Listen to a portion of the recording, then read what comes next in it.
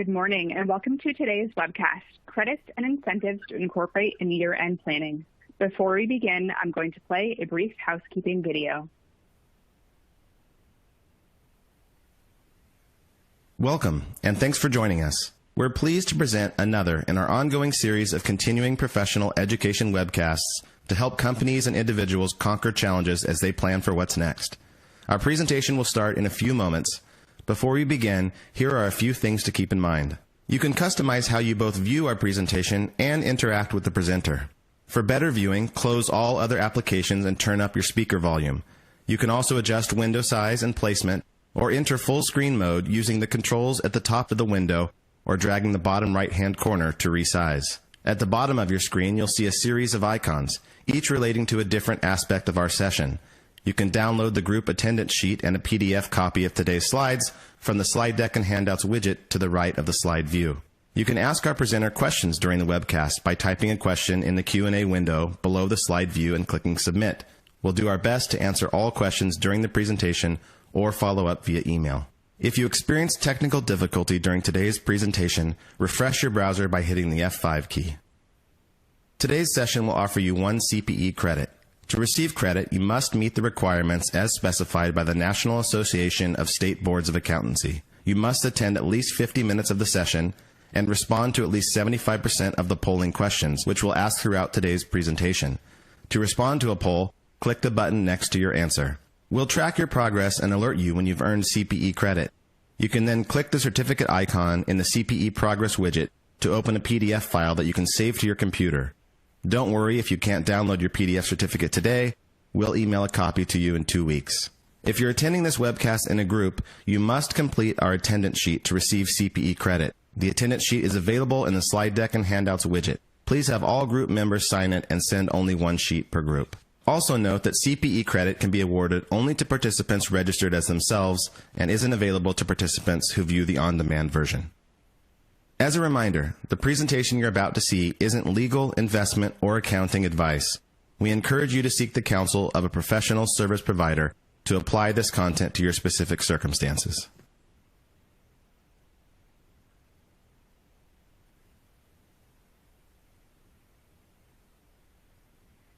And with that, I will turn it over to Craig to get us started.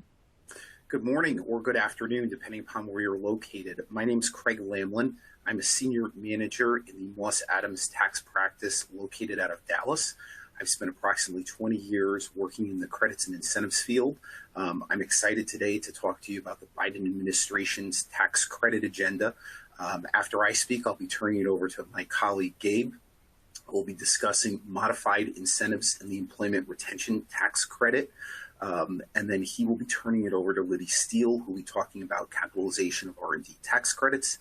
And then finally, we'll be having Wakako Byer talk about international tax incentives, with hopefully some time left over to answer some of your questions. So with that, let's head right on in. Our learning objectives. It's going to be critical that at the end of this, you, having listened to the program, will be able to talk about the different tax credits and incentives that are available. We're going to be also talking about where the current legislative state of the Biden tax agenda is. And then lastly, Wakako is going to be talking about the different benefits between FDII and IC DISC incentives. So with that, let's get right into it. So where we are, there are 2 major pieces of the Biden tax agenda. One, which was just recently passed and signed into law yesterday by President Biden, was a $1.2 trillion bipartisan infrastructure bill. This is what we call the hard infrastructure. This is where the spending on the roads, the bridges, the tunnels all occurred. The larger piece of legislation, which started at $3.5 trillion and is now approximately $1.75 trillion, is the Build Back Better Act. This is a social spending and climate bill. The provisions of this bill are what we're going to be talking about. There was an attempt to have both of these pieces of legislation passed at the same time. However, moderate Democrats in the House wanted the Congressional Budget Office to score the spending around the Build Back Better Act to get a better understanding of what that cost would be. We believe that the CBO, which is the abbreviation of the Congressional Budget Office, will be able to provide that information by the end of this week to give those Democrats a better perspective in what these programs will cost. I think the key piece of information that I'd ask everybody to take away around this presentation as it relates to the Build Back Better laws, this is where they currently stand.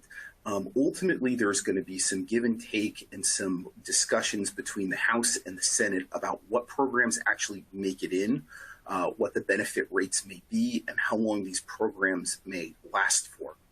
So we have not seen the last of this. There's going to be some additional back and forth, and the question will be where all of these programs end up. So with that, let's start talking about some of the new incentives that are in the program. Before we do that, I did want to talk to you about 3 specific items that I view sort of as table setting items, because you'll see as we go through these different incentives, the application of these concepts sort of across the board.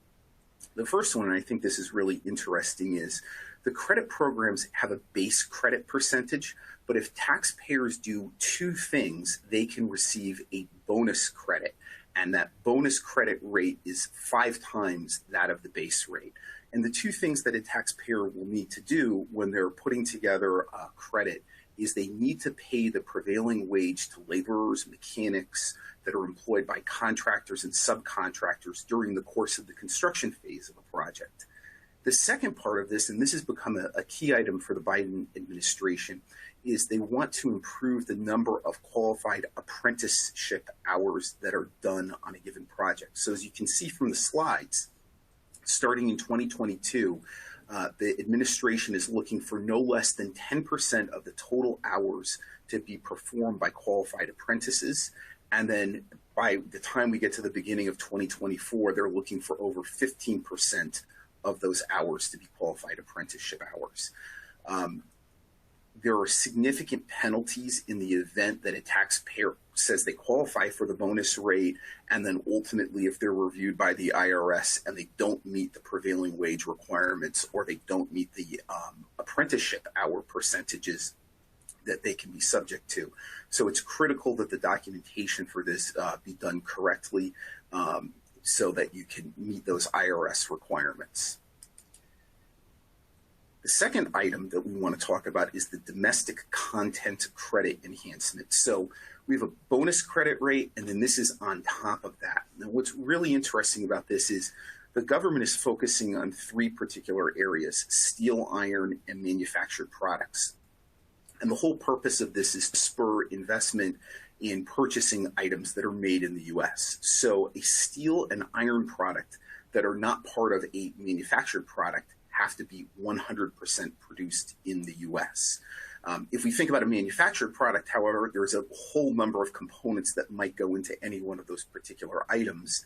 Depending upon the year we're in, starting in 2025, they're looking to qualify that item based on an ever-increasing percentage of items that are either mined, produced, or manufactured in the U.S. Interesting in the legislation, there was a carve-out for offshore wind facilities. If you were going to be working in that particular area, they have reduced adjusted percentage requirements. So you want to check into that to make sure you're meeting those requirements, but they're significantly less than the percentages that we see up on the slide at the moment. Lastly, there's an elective payment option. And as you can see, there's a whole number of credits and incentives that are listed on this page. These are credits and incentives that the government will allow a taxpayer to elect to be treated as having made a payment of tax equal to the value of the credit they otherwise would have been eligible for. And what this means in practice is there is the opportunity for a taxpayer to receive the value of the credit in cash. This is a very significant enhancement to a number of these programs that had previously existed and make these programs tremendously valuable for our taxpayers and our client base. So let's start talking about some of the new programs that are in the legislation.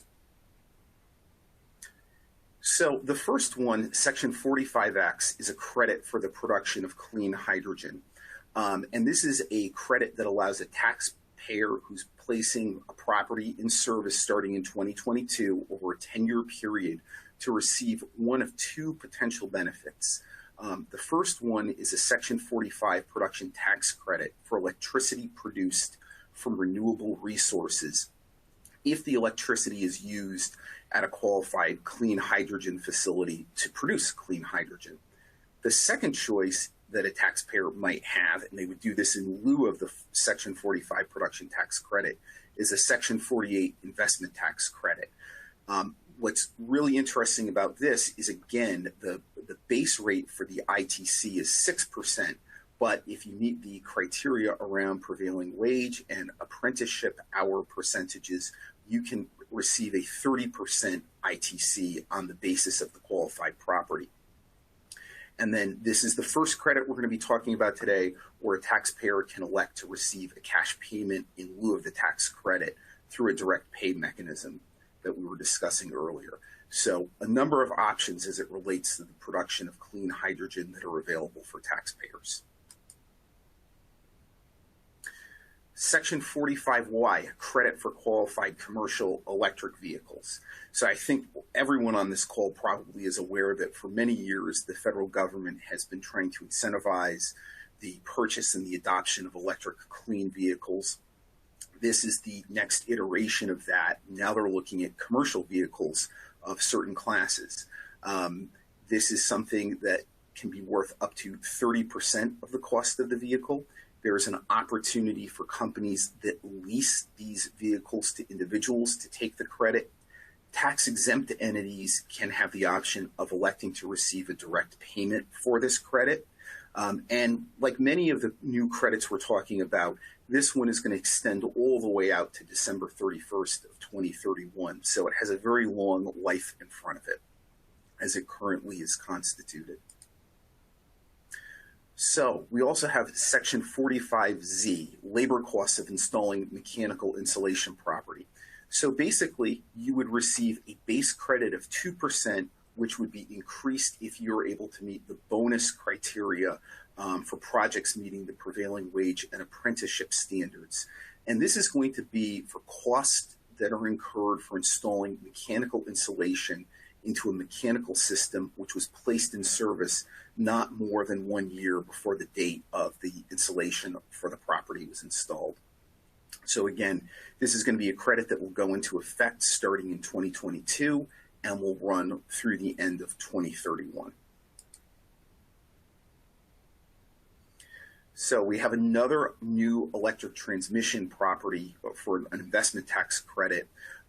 This again has a base credit rate of 6% and a potential bonus rate of 30% if a taxpayer meets the two criteria we've discussed.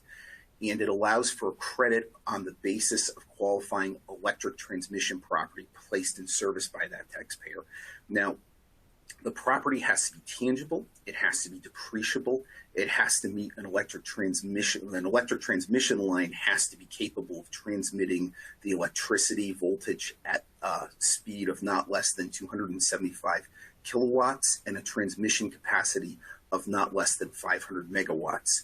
Critically also important, you can qualify related transmission property under this. This is important. Those can be very significant expenses. And again, this credit's going to run from starting at the end of this year through the end of 2031. And again, this is another one where a taxpayer can receive a cash payment in lieu of the tax credit if they so were to opt. The Advanced Manufacturing Investment Tax Credit. Semiconductors are certainly in the news today, and this is certainly an effort to bring this type of product back to the U.S. And to locate it here. And it's an investment tax credit with a base credit percentage of 5% for advanced manufacturing facilities, and it can be bonused all the way up to 25%. This is specifically available for property that's used in the manufacturing of semiconductors and semiconductor tooling equipment. And it's broad enough that you would be able to include buildings and other equipment that's necessary for this manufacturing. This credit, however, is only going to extend out to the beginning of 2027. So a shorter life than we've been looking at before. And again, this is a credit where taxpayers could receive a cash payment in lieu of the credit should they so opt. Lastly, there's a new sustainable aviation fuel credit. My colleague Gabe is going to talk about some other additional fuel credits that are available. But unlike the other credits we've talked about, this one begins in 2023, and it provides a refundable blender's tax credit for each gallon of sustainable aviation fuel. The key here is it's $1.25 per gallon plus an additional penny for each percentage point by which the life cycle emissions reduction of the fuels exceeds 50%. And then because it's this type of tax, it's taken against the excise tax form 4041. And with that, I'm going to hand it over to my colleague, Gabe Sermeno, to talk about modified federal incentives. Thanks, Craig. So we're going to continue to move rather quickly through these. There's a lot of material to cover. These are modified incentives that, maybe best to call them new and improved section of the infrastructure bill. So some of these will seem familiar, but they've been extended and enhanced in some cases, and you'll see the same types of patterns on the base credit and bonus credit. So we'll move through them pretty quickly. The first update is the extension to Section 45, the production tax credit. This is, provides a tax credit to producers of renewable energy from such sources as landfill gas, municipal solid waste, hydropower, marine, hydrokinetic, geothermal, wind, and solar. And so it's a base credit rate of 5 cents per kilowatt hour. And then you'll see the bonus credit of 5 times that of 2.5 cents per kilowatt hour. To get that, they must meet the prevailing wage and apprenticeship requirement. On top of that credit, if they meet the domestic content requirement, then any project placed in service after 2021 can get an increased credit of 10% on top of that.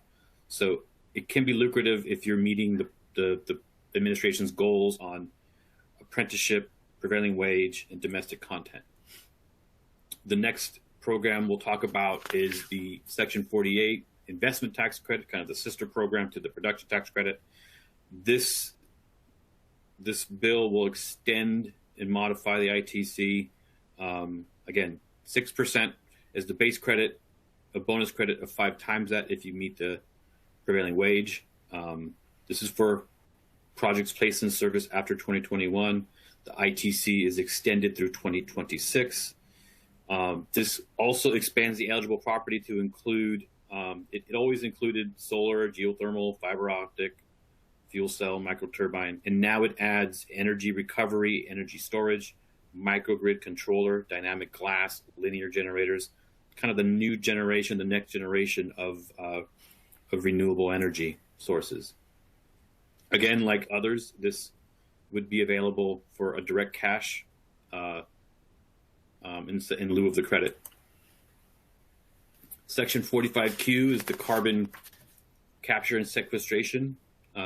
This was extended by 6 years to include projects beginning construction by December 31st, 2031. It lowers the capture requirements. Most facilities would be eligible for this credit if they capture at least 12,500 metric tons of qualified carbon oxide during the taxable year. Base credit is $17 per metric ton if you're securing it in a geological storage, which means injecting the carbon, the captured CO2 into rock formations, and then $12 per metric ton if you're capturing it and utilizing it for other allowable uses. Again, bonus credits, depending on prevailing wage and apprenticeship, $85 per metric ton for geological storage and $60 per metric ton for carbon oxide. Again, you'll see this is also available for direct pay in lieu of a tax credit. Again, most of these new credits and existing credits are being amended to include that option.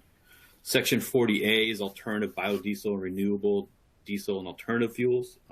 Craig mentioned that with the aviation, and this extends the the existing blender credit and producer credit through December 31st, 2026. The blender and producer credits are $1 per gallon. It also extends the 50 per gallon excise tax for alternative fuels and alternative fuel mixtures, including natural gas, liquefied hydrogen, propane, etc. It also adds a 10 cent per gallon small producer credit that can go on top of the producer and blender credits for small biodiesel producers. Finally, on this slide, section 40, second generation biofuel is also extended. This is a credit for fuel that is derived from non-food crops, such as waste from food crops, agricultural residue, etc. And producers of second generation biofuel are eligible for a tax incentive up to $1.01 per gallon. Section 48C, the Advanced Energy Project Credit. This is extended. It's for projects that equip or expand manufacturing facilities that produce specified renewable energy equipment. This includes, again, wind, solar, geothermal property, fuel cells, microgrids, and this legislation will extend it to include manufacturing storage systems and components for electric grid modernization equipment, electric vehicles or bicycles, and recharging or refueling equipment. So you'll see electric vehicles are going to be an important part of this legislation. Credit, again, 6% for the base, 30% if you meet required prevailing wage and apprenticeship criteria. I think an important note here is that there's a certain allocation. These are targeted for certain communities, automotive communities and energy communities have been targeted for specific allocations. Automotive communities are those that have experienced substantial losses in manufacturing. Energy communities, previous iterations of the bill have called them coal communities, but historically oil and gas and coal communities that have maybe seen, have experienced, recession and due to recent policies. The next credit we'll talk about is the 45AA Advanced Manufacturing Production Credit. This is the production credit for certain eligible components, including solar, polysilicon wafers, cells, and modules. Again, you'll see there's bonus credits for this based on whether or not the final assembly of such components is in a facility in the U.S., which operates under a union negotiated collective bargaining agreement. So a little more of a requirement than your prevailing wage. And again, taxpayers will be able to elect a cash payment in lieu of a tax credit for this credit. Finally, the last part of this section, Section 45BB and Section 48F, clean electricity production and clean electricity investment credit. So there's, again, a production tax credit and an investment tax credit. This is focused on clean electricity, which means electricity produced at any facility for which the greenhouse emissions are at or below zero. So this is a new ITC, a new PTC developed for this legislation that is focused on clean electricity. Similar amounts, 5 cents and 2.5 cents per kilowatt hour, or for the ITC, it's 6% or 30%, depending on if you hit that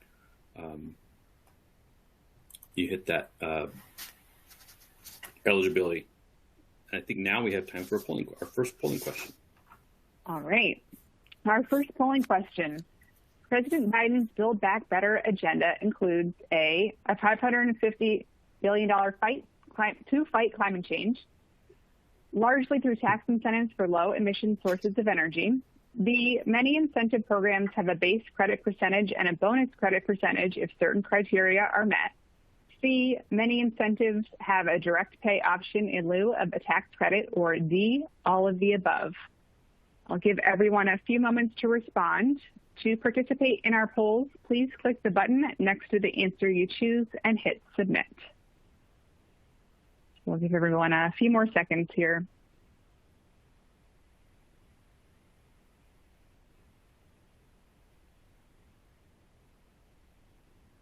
All let's go ahead and take a look at the results.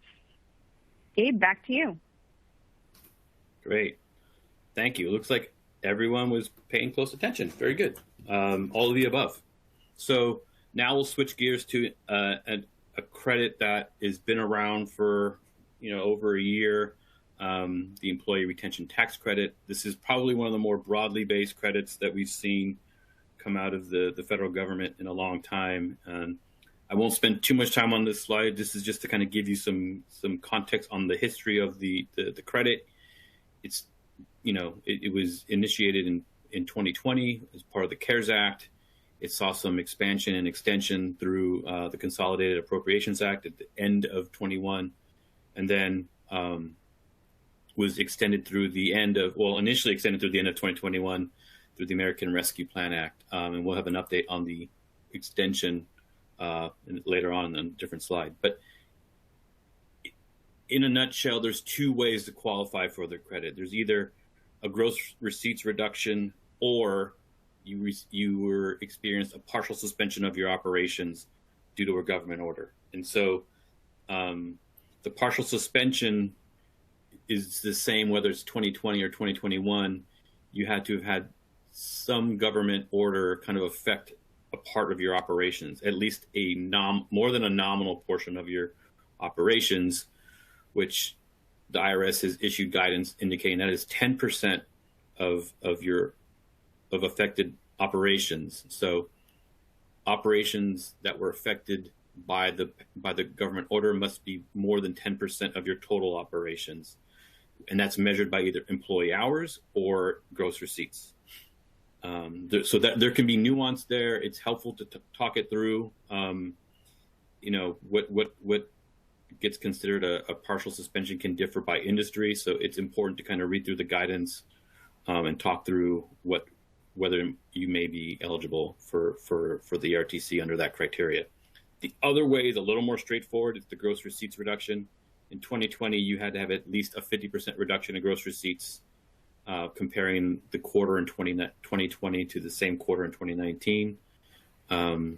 In 2021, that threshold a little less drastic. It's a 20% reduction in gross receipts. You're still comparing the quarter in 21 to the same quarter in 2019, but the reduction is a little less intense. One note on gross receipts and other aspects of this program, depending on your entity structure, you may need to look at the aggregation rules to see if you need to bring in other entities and kind of look up the entity chart to ownership to see if there's any common ownership with other entities, because that might require you to aggregate for the purposes of the credit. Another important aspect of the credit is the employee threshold, because that's going to determine the qualified wages you can use to calculate the credit. That threshold is measured using full-time equivalents in 2019. And so then that threshold is applied in 2020. If you're under 100 full-time employees, then you can use all wages paid while you're an eligible employer. And so if you're over that threshold, then you have to kind of parse out wages paid for employees that were not able to perform work. So it gets a little complicated if you're over that threshold. In 21, the same concept, except that threshold is increased to 500. So it really kind of increased that to include a lot more businesses. Another important aspect of the credit is just how much is worth, what's at stake here. Based on our conversations with clients, a lot of our clients are eligible for this credit at some level. In 2020, it's 50% of wages for the year from March to the end of 2020, up to the first 10,000. So it caps out at 5,000 per employee. In 2021, it's a little more lucrative. Well, a lot more lucrative, actually. It's 70% of wages per 10,000 per quarter. So that amount gets up to 7,000 per employee per quarter. So if you're eligible for 2 quarters or even 3 quarters in 2021, that can add up pretty quick. Other considerations, this bill did change the expiration date from 12/31 to 9/30. So there are some businesses that are still eligible. Really small businesses, recovery startup businesses are still eligible through the end of the year, but most businesses eligibility ends at 9/30. Now, that doesn't mean you can't still apply or claim the credit. You can claim the credit within 3 years of the date to amend your payroll tax return. This is a payroll tax credit. It's a refundable payroll tax credit, so you do have time still to look back at operations, look back in 2020 and 21 to see if you qualify and claim this credit.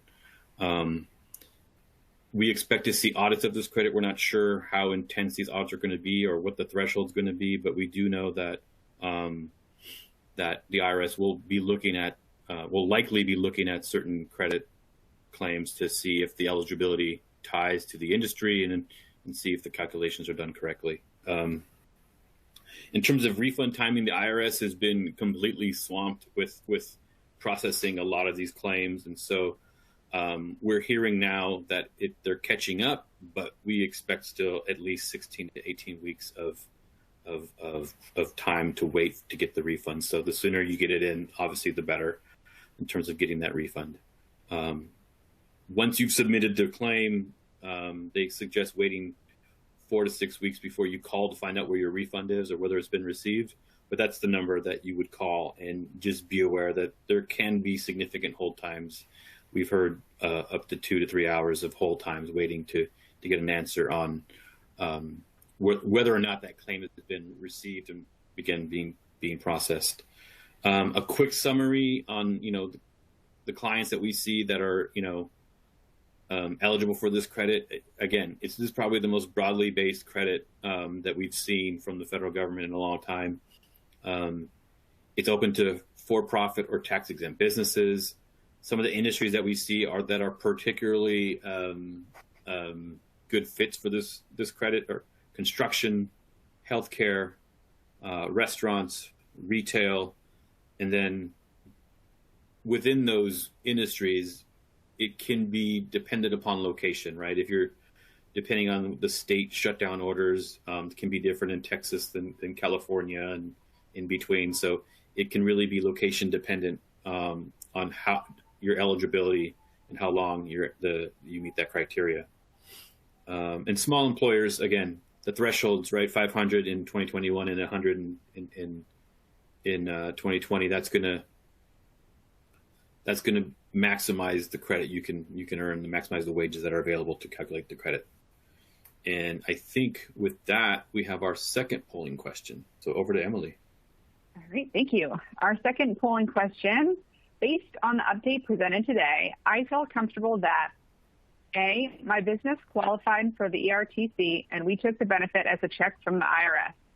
B, my business qualified for the ERTC and we took the benefit as a credit against future employment taxes. C, my business does not qualify for the ERTC and the update confirmed our position. Or D, my business may qualify for the ERTC based on this update. I'll give everyone a few moments to respond. As a reminder, if you would like to receive CPE credit for today's webcast, you will need to respond to at least 3 of the 4 polling questions. And if you're having any difficulty seeing the polls, just please refresh your browser. So we'll give another moment here. All right, let's go ahead and take a look at the results. Gabe, back to you. Great, thanks. Looks like a good mix.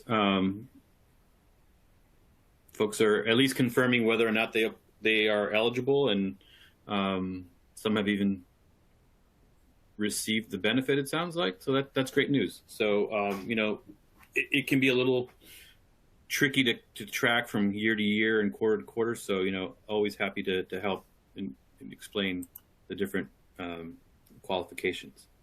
And with that, I'm going to kick it over to Liddy to talk about some R&D expense capitalization. Thanks, Gabe. So, Gabe, can you confirm you can hear me? Given the I can hear you. I had earlier. All right, I awesome. can hear you. Thank you.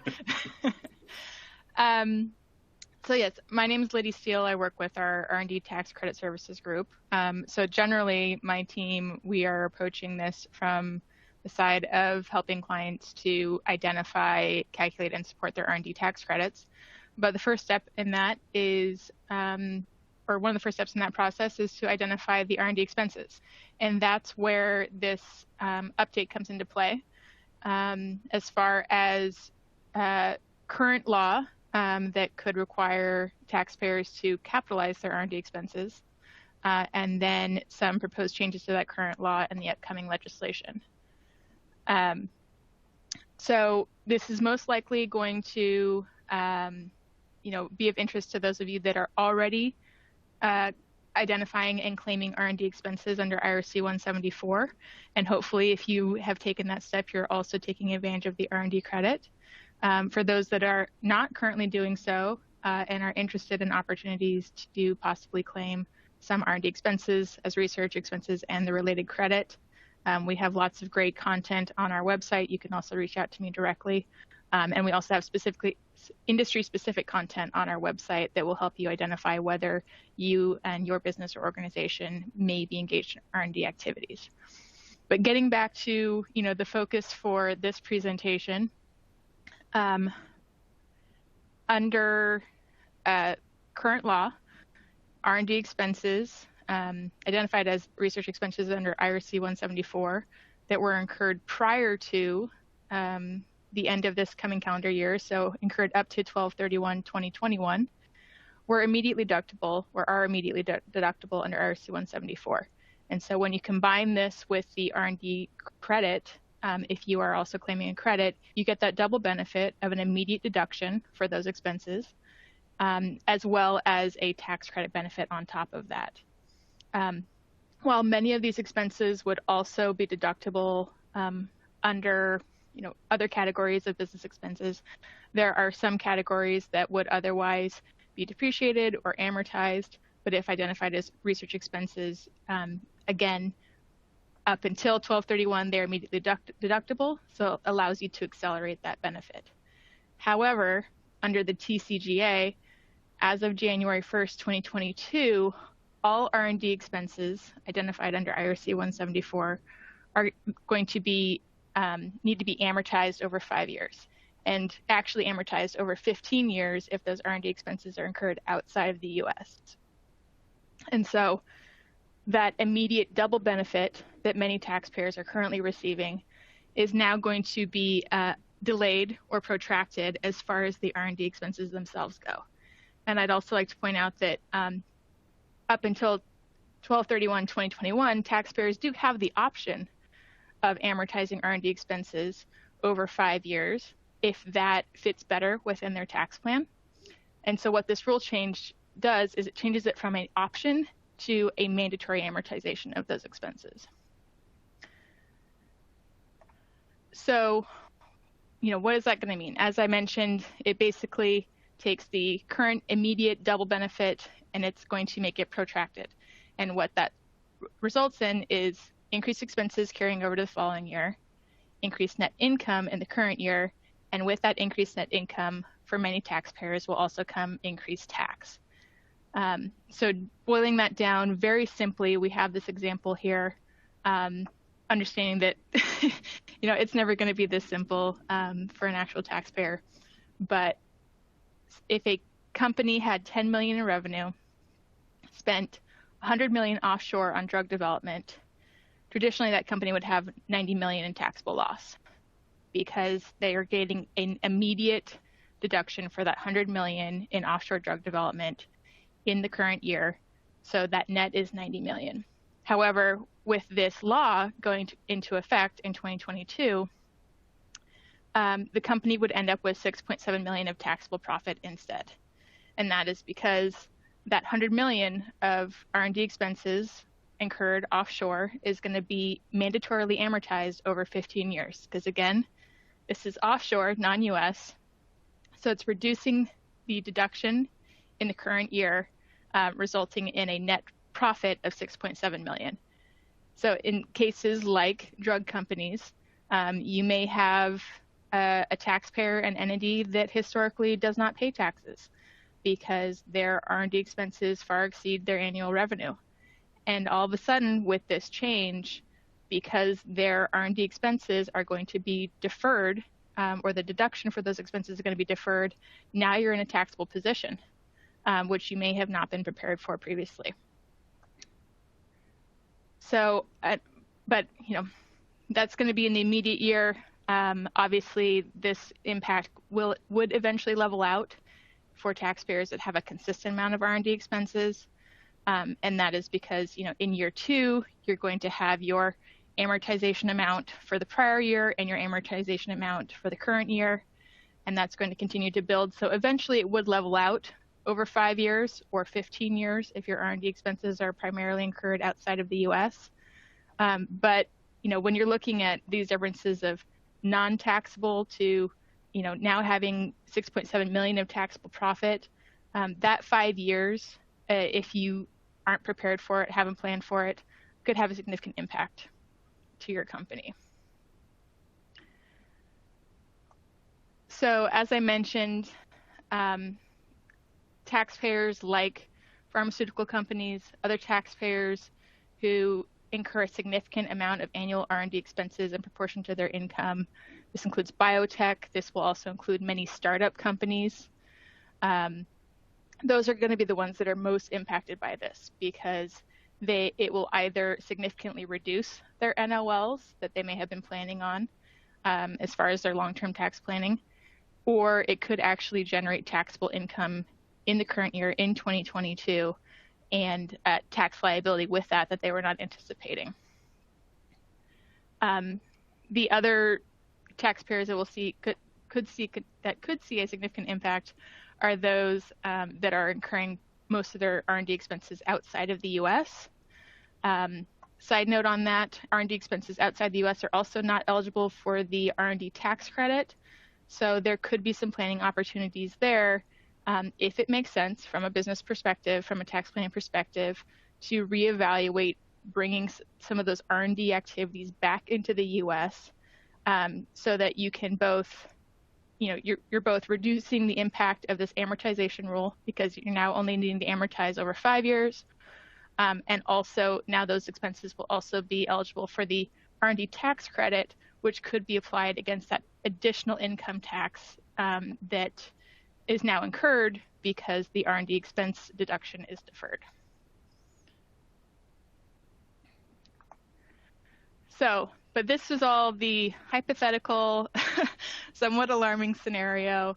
The current status is of potential changes to this law. It's looking very likely. There are multiple co-sponsors in both the House and the Senate that support completely eliminating this provision. As of a few weeks ago, it was 90 co-sponsors in the House, 22 co-sponsors in the Senate.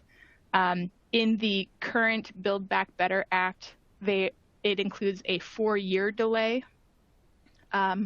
So rather than going into effect in 2022, this would go into effect in 2025, which gives taxpayers more time to plan ahead and make any adjustments they may need to mitigate this. However, again, I bring you back to there's a lot of support for eliminating it completely. So the 4-year delay may be very similar to a lot of the kind of delay practices we have seen until enough support can be built to completely change or eliminate a provision that is, not popular or not seen as in the public interest. If we're going to speculate, sort of, likely worst case scenario is that the 4 years gets cut down to at least a 1-year delay. But currently it is seeming very unlikely that this will actually go into effect January 1st, 2022. So don't want anybody to panic, don't want anybody to make sudden decisions, but if this is something that is going to impact you, we do recommend you talk to your tax return preparer and maybe just lay out a hypothetical plan of if this does go into effect, what can we do? What groundwork do we need to lay in order to make a quick transition if needed? But like I said, currently in the Build Back Better Act as being pushed back 4 years to 2025.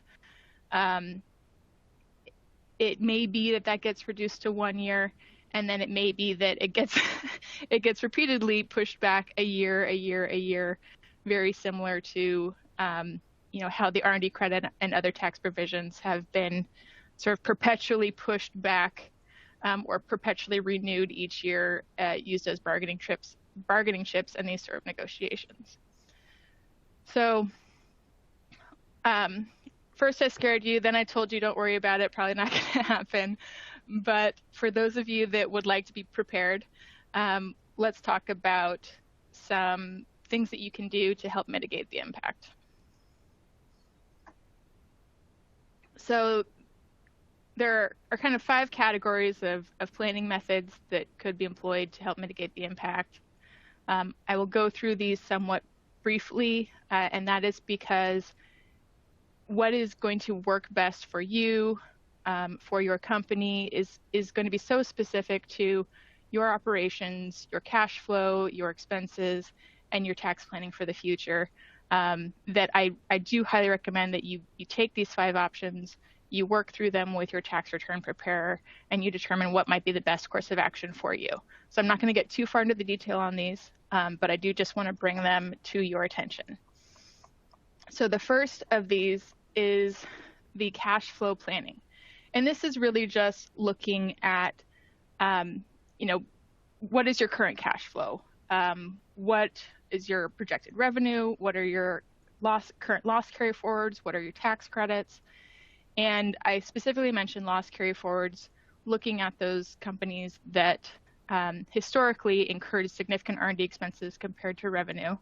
We're carrying significant loss carry forwards because they are, heavy in R&D, or they're startup companies, because those are going to be the ones that are impacted the most by this change. And look carefully at those carry forwards to verify that they are in fact still going to be available under current law and also under some of these proposed changes. And for those of you in California, specifically consider the impact of Assembly Bill 85, which would be suspending the use of some of your net operating losses. Because if you have those loss carry forwards, that may help to reduce the impact of these deferred R&D expenses and keep you out of a taxable position, unless, of course, you are limited on the use of those loss carry forwards. And then again, you may find yourself in a taxable position if you actually incur net income under the amortization rules. So second method or thing to consider is impacts of accounting for income tax under ASC 740. In particular, looking at your deferred tax assets, your cash taxes, your effective tax rate, and again, all of these tax changes that are currently part of the Build Back Better investment credit and current changes in legislation, how those may impact your tax reporting and your disclosure of income tax risk. For those that are claiming the R&D tax credit, but are not currently utilizing the credit, which again may be many of taxpayers who are heavily invested in research, startup companies, you may have been incurring R&D expenses and related credits faster than you could use them. If you have not been supporting those R&D tax credits, now is the time to look at maybe going back and doing some support work, or at least starting to support R&D tax credits moving forward, because you're going to start burning through those R&D tax credits, utilizing those R&D tax credits at a much faster rate than previously, as your R&D expenses are amortized, and therefore that benefit, that reduction in income tax is deferred, and and therefore you have to utilize the R&D tax credit to offset your accelerated income tax or additional income tax. If you are claiming R&D expenses but not currently claiming the R&D tax credit, and this rule goes into effect, then I would definitely encourage you to look at the possibility of claiming R&D tax credits for the work that's performed. Again, if you're doing that R&D tax work outside of the U.S., the expenses incurred outside the U.S. are not going to be eligible, but those in U.S. expenses could be eligible for the R&D tax credit, and that tax credit can again help reduce some of the additional income tax that is now being incurred as a result of the amortization of the R&D expenses. Another method is the evaluating your accounting methods.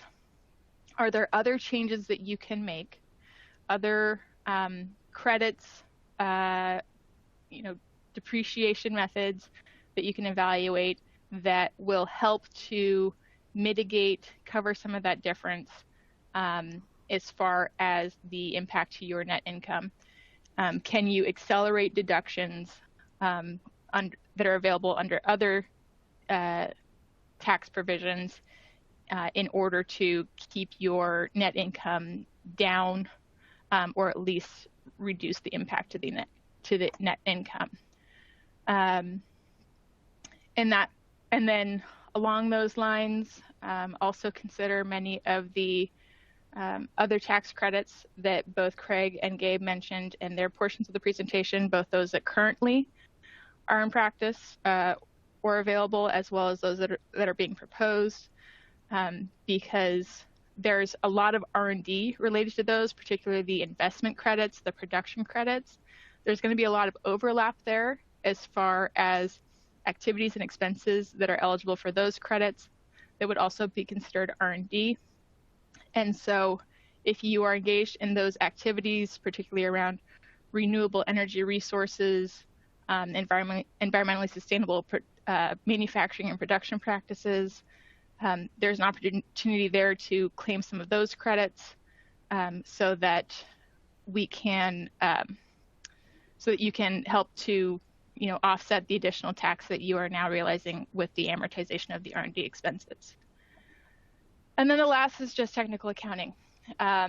If you are taking sort of a high-level approach to identifying R&D expenses, maybe take a more detailed review, see if there's any expenses in there that would be considered general or administrative costs that could be carved out, not treated as 174 expenses, and therefore those would not be required to be amortized under this potential rule change. So that's what I have for planning methods, which brings us to our polling question. Does your company, and I'll kick this one to Emily. Great, thank you. And this is our third polling question. Does your company or client currently deduct R&D expenses? And your options are A, yes, but only R&D expenses incurred in the U.S. B, yes, but only R&D expenses incurred outside the U.S. C, yes, R&D expenses incurred both in and outside the U.S. Or D, no. And we do have one final polling question coming up in a little bit, so I ask that you hang on if you're looking to get that CPE credit. And then for those of you that would like a copy of today's slide deck, you can download them from the folder that says slide deck and handouts to the right of the slide view. We'll also be sending the slides via email after the webcast. All right, and let's go ahead and take a look at the results. Liddy, back to you. Great. So looks like many of you will not be impacted by this, so thanks for bearing with me. Those that may be impacted by this, by amortization, you're primarily in the U.S., so hopefully there are some measures that you can take to help mitigate that. I know I went a little long, so I'm going to kick it to Wakako really quickly so she can cover international tax incentives. Thank you, Liddy. So I know we only have a couple minutes left, so I'm going to try and go through these quickly. And, you can take a look at the slides, and if you have any questions afterwards, please feel free to reach out. So from an international tax perspective, the two things that I'm really going to be talking about are the foreign derived intangible income deduction, as well as the IC DISC. FDII was originally a part of the 2017 TCJA, and it provided USC corporations a 37.5% deduction associated with export sales. This allowed USC corporations that qualified to potentially reduce their corporate income tax rate from 21% to 13.125%, or that was the lowest that it could potentially go. under the various changes and the proposals, FDII is still part of it. There are some changes, and the tax rate for which FDII would potentially be taxed would be at a higher rate than what was historically going to occur. One of the interesting things that I just want to note quickly with respect to the current Build Back Better Act is that historically, or right now, you weren't allowed to take an FDII deduction if you were in a taxable loss position. Under the current proposals with the Build Back Better Act, U.S. C Corporation could take an FDII deduction and actually put yourself into a taxable loss position and carry that loss going forward. So that is something that is a little bit interesting and something to watch out for. The effective date for that would be from December 31st, 2022. So just keep an eye out on the changes associated with that. There's a lot of international tax proposals in there.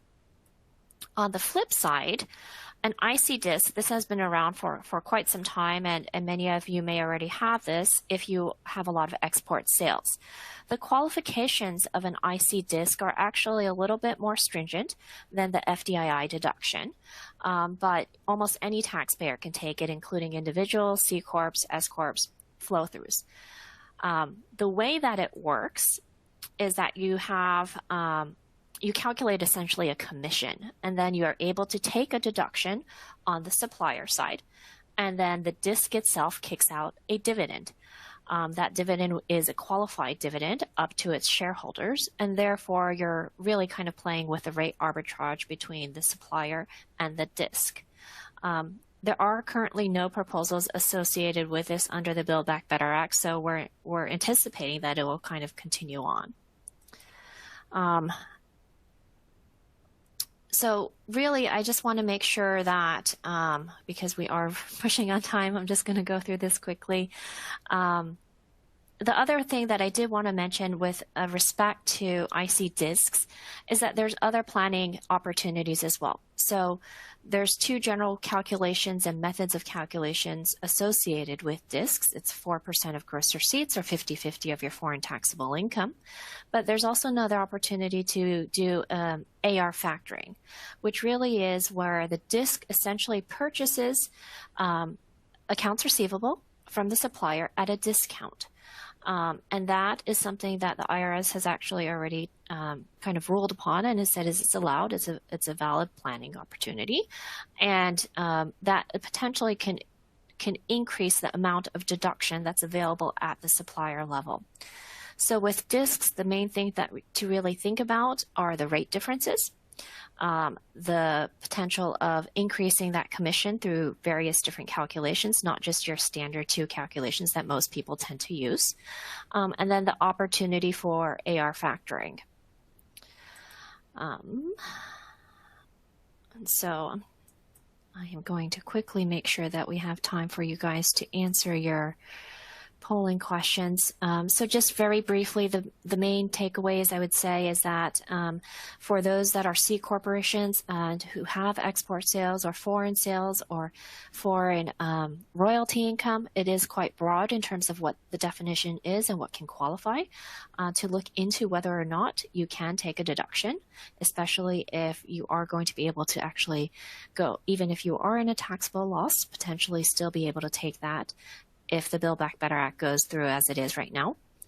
And then for non-C Corp taxpayers to consider doing IC discs. And with that, just want to send it back to Emily and quickly get this last polling question in. All right, our final polling question. If a U.S. subchapter S corporation manufactures product in the U.S. and distributes those products in Europe, what international tax planning should be considered on those export sales? And your options are A, FDII only, B, IC disc only, C, both, or D, none. And this is our final poll. Once you have completed all CPE requirements, you will be able to download a PDF of your CPE certificate from the CPE progress window. And we'll give everyone another couple of seconds here.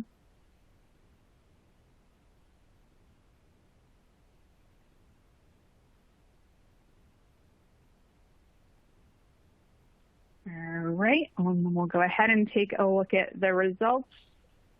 Wakako, back to you. Yes, so for S corporations, you can actually only do an IC disc. You can't do the FDII deduction. And with that, I think we are at time, top of the hour. Yep. So Emily, I think. We are right at the top of the hour. Unfortunately, we don't have time for questions today, and I know we got a lot of questions coming in the Q&A. We'll be doing our best to follow up with you after the webcast, or you may reach out directly to our presenters today.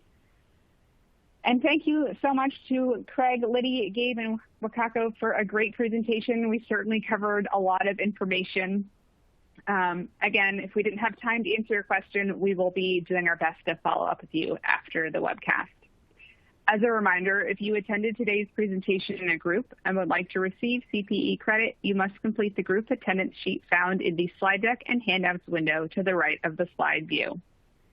If you participated as an individual and met all certification requirements, your certificate is available to download now in the CPE progress window. I'll keep the webcast console open for a few minutes to give you time to download your CPE certificate. A copy will be emailed within 3 weeks should you have any difficulty downloading it now. And here's a link to an online survey where you can provide feedback for today's presentation. Please take a moment to complete this survey as your feedback is very important to us. Thank you for joining us, and we hope you'll join us again next time.